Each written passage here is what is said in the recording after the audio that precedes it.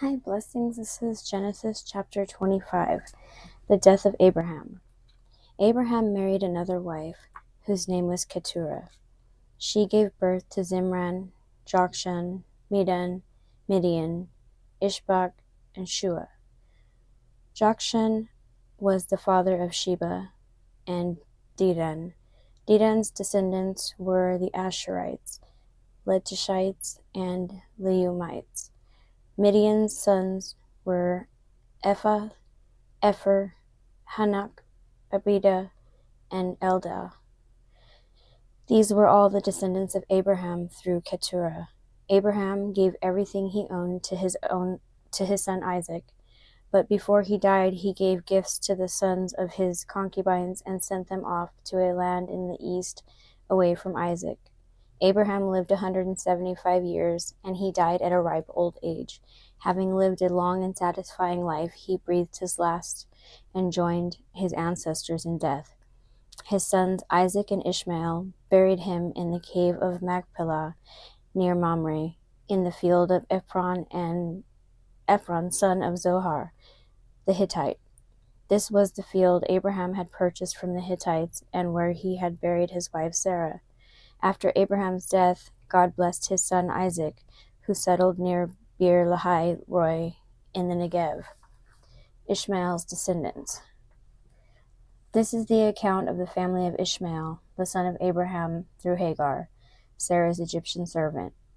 Here is a list by their names of clans of Ishmael's descendants. The oldest was Nebaioth, followed by Kedar, Adbeel, Mibsam, Mishma, Duma, Massa, Hadad, Tema, Jetur, Naphish, and Kedemah.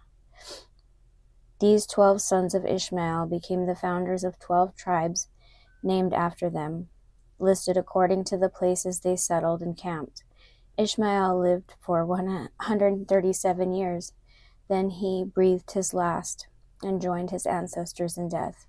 Ishmael's descendants occupied the region from Havilah to Shur, which is east of Egypt, in the direction of Ashur. There they lived in open hostility toward all their relatives. The births of Esau and Jacob.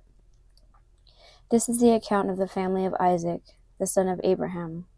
When Isaac was 40 years old, he married Rebekah, the daughter of Bethuel, the Aramean, from Padan Aram, and the sister of Laban, the Aramean. Isaac pleaded with the Lord on behalf of his wife, because she was unable to have children.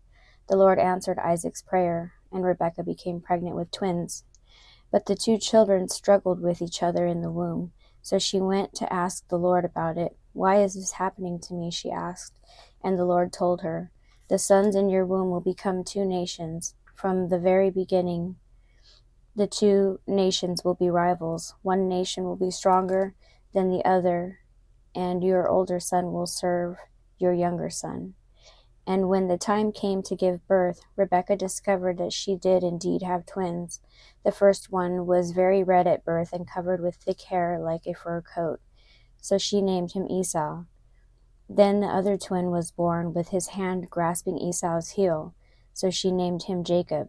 Isaac was 60 years old when the twins were born. Esau sells his birthright. As the boys grew up, Esau became a skillful hunter. He was an outdoorsman, but Jacob had a quiet temperament, preferring to stay at home. Isaac loved Esau because he enjoyed eating the wild game Esau brought home, but Rebekah loved Jacob. One day when Jacob was cooking some stew, Esau arrived home from the wilderness, exhausted and hungry. Esau said to Jacob, "I'm starved. Give me some of that red stew." This is how Esau got his other name, Edom, which means red. "All right," Jacob replied, "but trade me your rights as the firstborn son." "Look, I'm dying of starvation," said Esau. "What good is my birthright to me now?"